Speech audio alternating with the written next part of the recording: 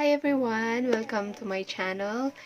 And today's video we're going to do eyebrows. So ipapakita ko sa inyo kung paano ko ginagawa yung eyebrows ko. And siguro dalawang style ang ipapakita ko. Yung isa is good for everyday. Tapos yung isa is good for party, something like that. Ayan. So I will only be using anong tawag dito? Sorry kung may sipon ako.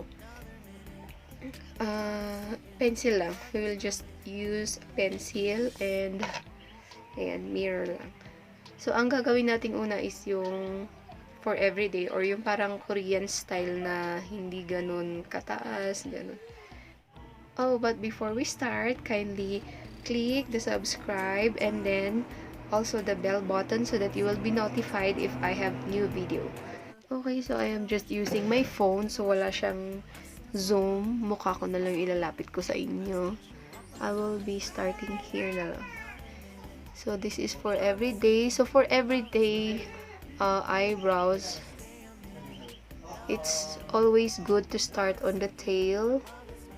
Ayan. So, pag yung pang everyday, ini-straight ko lang siya. Straight, parang straight line.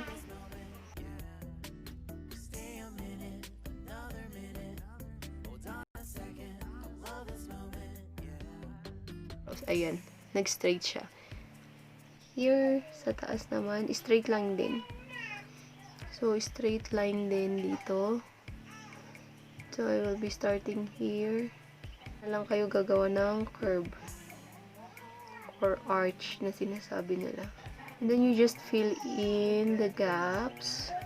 Ito. Then, ganyan. Straight lang din. So, if you notice, para siyang straight dito. And then, straight din dito sa taas. I-curve nyo lang dito. Ayan.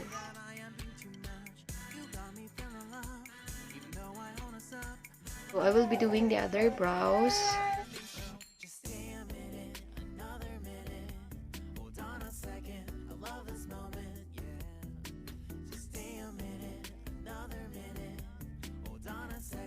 Ayan, guys.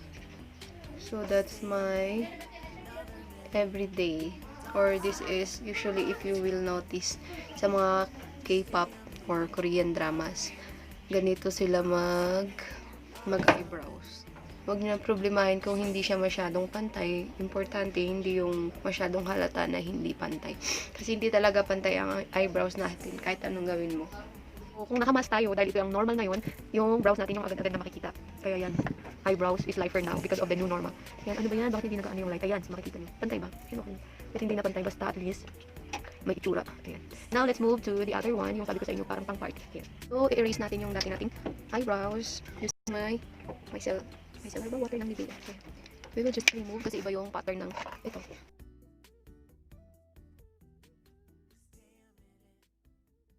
Be starting on my tail. So, I will just follow this one. And then, after we outline sa baba, i-outline naman natin sa taas.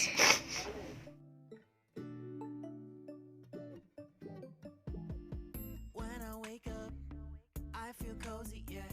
Can you hold up? Don't need no coffee yet. Got no makeup. How do you look so fine?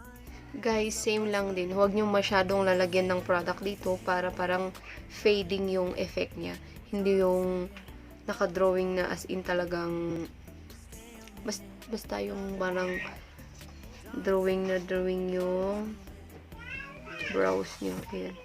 So, kanina, diba, ini-straight lang natin. Ngayon, susundan natin yung pagka-slant niya.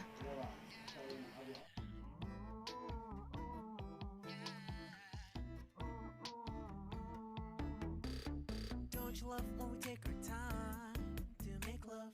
Promise you I'm not wasting time in the bathtub. We don't gotta rush, no. Never gonna rush, no. My life's in a slow-mo. Alright guys, so that's it for the second style of my eyebrows. So let's take a look at the difference. For the tail, it's a bit longer and more defined, right? Yan. And then it is slant. What I mean in slant is that from the head to the tail, parang pa-slant yung ginawa natin.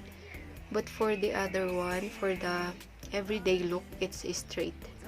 We make a straight here. So, parang nagpantay yung sa the head. And dito. Yung nagkaroon lang ng arch dito sa taas. Before I will forget, how to measure kung saan dapat yung head mo is dito. This will be your bases using your pencil. Using your pencil, you can just do like that, and yan, dito dapat mag-start yung head niya. And then for the arch, you look straight. Ayan. So you look straight and you do like that. So this should be the arch of your eyebrows.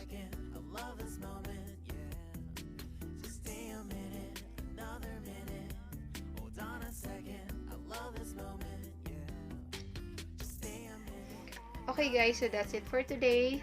And again, if you haven't subscribed yet, please do subscribe and click the bell button in order for you to be notified if I have another or if I have a new video.